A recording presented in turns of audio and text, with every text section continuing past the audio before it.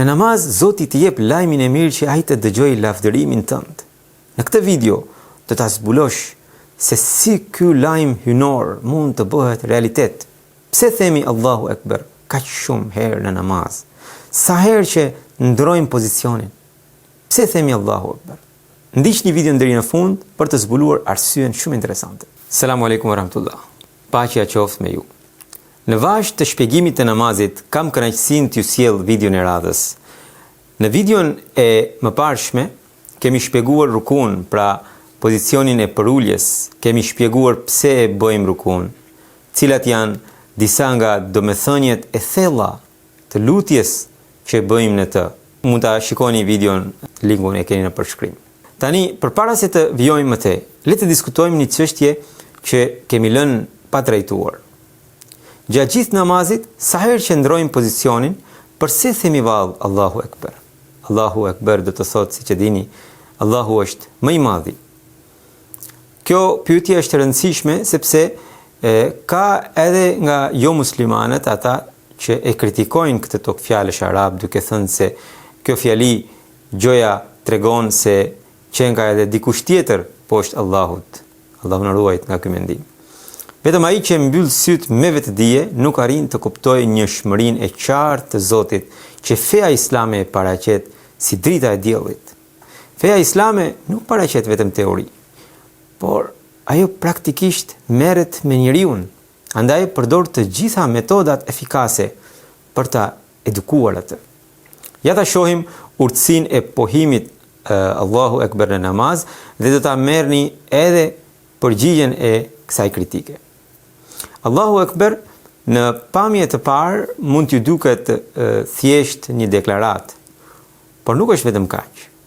Shpesh njeriu, pavarësisht se mund të jetë edhe besimtar, praktikisht u jep rëndësi disa gjërave aq të madhe, pra rëndësi aq të madhe që duhet t'i jap Allahut. Për shembull, kur qëndron në namaz, je përpara Allahut të plotfuqishëm. Dhe nga njëherë të vinë mendimet e ndryshme dhe mundet që në namaz ti të mbetesh vetëm fizikisht, kurse mendjen ta kesh tërësisht diku tjetër ose me dikë tjetër. Ndërkohë, ke ardhur në namaz për të vetmin qëllim, për adhurimin e Allahut, për zbulimin e atributeve, pra për zbulimin e cilësive të tij të mahnitshme. Në këtë rast, pavarësisht se ti je në namaz, ty të ka tërhequr bukuria ose rëndësia e dikujt tjetër përveç Allahut. Andaj, në namaz, çdo herë kur e ndron pozicionin, namazi ta kujton realitetin absolut që Allahu është më i madhi. Andaj, kur e themi Allahu Ekber, duhet të jemi edhe të vetëdijshëm për faktin që mendimet që na vijnë gjatë namazit nuk janë çështjet tona madhore. Jo, Allahu është më i madhi. Fakti që këtë e themi disa herë në namaz na ndihmon që të ndajmë namazin në segmente të ndryshme. Pra, në çdo segment namazi me fjalët Allahu Ekber, si të thuash, na ndihmon të rregullojmë busullën. Pasi mbarojmë një segment të caktuar, pra qëndrimin në këmbë, rukun, sejdën e të tjera, mund ta pyesim veten tonë, cila ka qenë gjëja më e madhe për ne gjatë atij segmenti? Allahu apo diçka tjetër? Do të habiteni se sa shumë do t'ju ndihmojë ky veprim. Do të fitoni edhe përqendrimin në namaz. Pra, si të përqendrohesh në një moment të caktuar, edhe këtë do të arrish. Dhe kjo nuk mund të arrihe nëse nuk do të shprehni madhështinë e Allahut në shkallën krahasuese, duke thënë pikërisht Allahu Ekber. Por nuk është vetëm kaq. Ne edhe kur jemi të përqendruar në namaz, kemi nevojë të japim drejtim namazit ton. Pra, ne duke qenë besimtar, edhe jemi të përqendruar, prap kemi nevojë për një ndihmës. Jemi të dobët dhe shpesh i lutemi Allahut me këmbëngulje për disa gjëra që neve mund të na duken shumë të mëdha, por e ardhmja tregon se ato nuk ishin të tilla. Edhe në raste të tilla, fjalët Allahu Ekber na ndihmojnë ti shikojmë prioritetet tona. Mos I kemi dhënë përparësi ndonjë dëshire materialiste, toksore, ose egoiste, më shumë se sa duhet, për të cilën po qajmë me dënes përpara Allahut. Nëse jemi të bindur se Allahu është më I madhi, prioritetet tona në mënyrë automatike do të marrin renditjen e duhur. Pasi të bëhet kjo, edhe lutjet tona do të ndryshojnë diametralisht. Më nuk do t'i lutemi Zotit për fat, por fatin ton do t'i dorëzojmë Zotit, sepse ai do të bëhet prioriteti më I madh për ne. Kthehemi tek pozicioni që sapo kemi ndruar, pra te qëndrimi I shkurtër në këmbë. Kështu që kemi bërë rukun, tani ngrihemi nga rukuja, pra nga përulja, dhe qëndrojmë drejt, jo më me duar lidhur siç kemi qenë gjatë qëndrimit të gjatë në fillim të namazit, kur kemi lexuar El Fatihan edhe një pjesë të Kuranit. Do të jetë një qëndrim I shkurtër. Edhe themi një fjalë. Pra është interesante që vetëm gjatë ndërimit të këtij pozicioni nuk themi më Allahu Ekber, por themi Sami Allahu liman hamida. Allahu e dëgjoi atë I cili e lavdëroi Allahun. Vetëm nga fakti që këtu nuk themi Allahu Ekber, por I themi këto fjalë, mund ta kuptojmë që ka diçka të veçantë në këto fjalë dhe pikërisht në këtë pozicion. Le të shohim disa nga urtësitë e mahnitshme të kësaj fraze dhe të këtij pozicioni. Allahu e dëgjoi atë I cili e lavdëroi atë, pra Allahun. Siç e shikoni, kjo nuk është lutje, por një deklarat, madje një lajm I mirë nga vet Allahu, që ai e dëgjoi robin, I cili e ka lavdëruar Allahun. Në rast parë, duhet të dimë se kur e kemi lavdëruar Allahun. Ne e filluam El Fatihan me lavdërimin e Allahut, duke thënë Elhamdulillahi Rabbil Alamin. Pra lavdia është e Allahut, Zotit të botëve, edhe e gjithë El Fatihaja është në fakt lavdërimi I Allahut. Pikërisht kësaj I referohet kjo frazë. Por pse nuk na tha Allahu menjëherë pas El Fatihas? Sepse, siç e kam shpjeguar edhe në videon e mëparshme, pra videoja ku kemi shpjeguar për rukun, që duke qëndruar në këmbë, pavarësisht se vetë El Fatihaja është e përsosur, por lavdërimi ynë ishte vetëm deklarat me fjalë. Vetëm në ruku kemi hedhur hapin për të vepruar dhe jemi nënshtruar përpara Allahut duke u përulur përpara Tij. E kjo na mëson se lavdërimet, nëse mbeten vetëm me fjalë, nuk pranohen tek Allahu. Ato duhet t'i bëjmë me vepra. Vetëm atëherë mund ta dëgjojmë lajmin e mirë që e dëgjojmë tani pas rukus, që Allahu e dëgjoi atë I cili e ka lavdëruar Allahun. Si të thuash, lajmin e mirë që Allahu të ka dëgjuar ty, duhet ta fitosh. Dhe këtë nuk e merr dot me fjalë goje, por duke u përulur përpara Tij, duke ju dorëzuar atij. Këtë na e mëson këto fjalë dhe duke qenë pas rukus dhe jo para saj. Nëse do të jesh I sinqert në El Fatiha, pra duke e lavdëruar Allahun dhe më pas edhe duke u përulur përpara Tij, pra duke pranuar në nshtrimin ndaj Tij, atëherë do ta kuptosh deri diku për masat e këtij lajmi madhështor.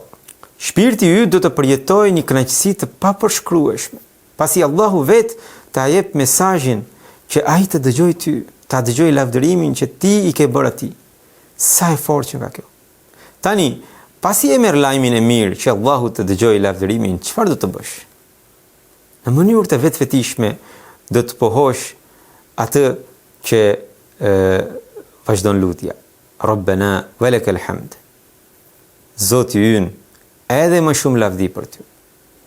Ata që dinë sadopak arabisht, mund ta shikojnë këtu, kemi edhe we, pra edhe më shumë. Prandaj përkthimi I saktë I kësaj lutje nuk është thjesht lavdia të takon ty, o Zoti ynë, por vjen edhe pjesa edhe.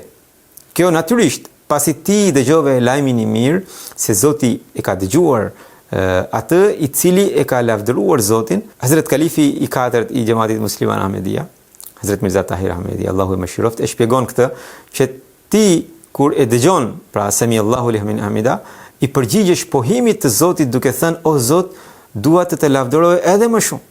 Shikuesit e mi të nderuar, nëse doni të thelloheni në spiritualizëm, tejet emocionues dhe dritëdhënës të Kuranit të shenjtë, siç po thellohemi në namaz me këto video, juftoj të merrni pjesë në takimet e mia online, të cilat janë vetëm për ata që e kërkojnë. Për të marrë pjesë në këto takime online, mjafton të më shkruani në WhatsApp, Viber ose Telegram në numrin që shikoni në ekran. Më pas, lutja vijon duke përshkruar vetit e lavdis, si duhet jetë lavdia. Hamden, kathiran, tayyiban, mubarakan fi. Lavdi e shumt, e pastër dhe e bekuar. Vetëm 3 fjalë. Por sa të përsosura, këto 3 fraza na mësojnë edhe diçka të re. Si duhet jetë lavdërimi që ne i bëjmë Allahut. Ajo duhet të ketë këto 3 elemente. E para, ajo duhet të ketë sasin. Siç edhe Allahu i Madhrishëm thot në Kuranin e shenjtë: o ju që besuat, përkujtoni sa më shumë Allahun dhe madhrojeni atë mëngjes e mbrëmje. Pse duhet sasia? Pse duhet të lavdërojmë shpesh Allahun? Nëse ke një shok që nuk e merr në telefon ose nuk e takon, me kalimin e kohës do psohet kontakti dhe harrohet fare. Andaj, edhe përkujtimi i Allahut, nëse nuk ka sasi, pra nëse nuk e bën shpesh, ai do të zvendësohet me përmendjen e gjërave të tjera materiale. Ndërkohë, Allahu është miku ynë më i madh. E dyta, lavdia duhet të ketë edhe cilësinë, siç thot tayyiban, e pastër. Pse? Sepse Allahu nuk do lëvdata boshe. Jo vetëm Allahu, as ne nuk do të donim të dëgjonim lajka për veten tonë. Vetëm ai që bën një jetë të gënjeshtërt, ndoshta gëzohet me lëvdata, duke ditur faktin që tjetri nuk është i sinqert dhe i thot vetëm për t'i bërë qejfin. Andaj, përpara Allahut, lavdia jon duhet të ketë cilësi. Dhe e treta, që lavdia të jetë e bekuar, mubarakan fi. Kjo nuk është në dorën tonë, po 2 të parat janë në dorën tonë. Pra ne mund të bëjmë lavdin me shumicë dhe mund të bëjmë lavdin edhe cilësore, por të bekuar ta bën Zoti. Si të thuash, kur lavdërimi ynë ndaj Zotit ka sasi, ai është si fara të shumta që kemi shpërndar në tokë. Dhe kur lavdërimi ka edhe cilësi, ai është si ato fara që edhe mbin. Kur lavdërimi që bëjmë jep rezultate, ai është si fruta që lëshojnë pemët që kemi mbjell. Edhe kjo është pikrisht pra lavdërimi i bekuar. Nëse e gjejmë veten duke u lodhur nga lavdërimi i Allahut, atëherë mund ta kuptojmë se lavdërimi ynë nuk është i bekuar, sepse lavdërimi ynë përfundimisht do të ulet në sasi. Më pas do ta humb edhe cilësinë. Zoti na bëft që çdo herë kur ngrihemi nga rukuja, ta lavdërojmë Allahun me shumicë, me cilësi dhe më pas të bekohemi prej Zotit. Në videon e ardhshme do të flasim për pozicionin më të rëndësishëm të namazit, sejdën.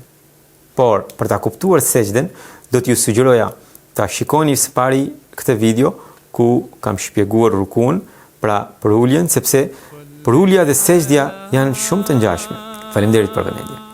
Ndiqni shpjegimin e të gjithë namazit në kanalin tim në YouTube duke zgjedhur playlistin për katës, ose tek faqja e Xhamatit Musliman Ahmedia, tek video duke zgjedhur programin Shpjegimi i namazit.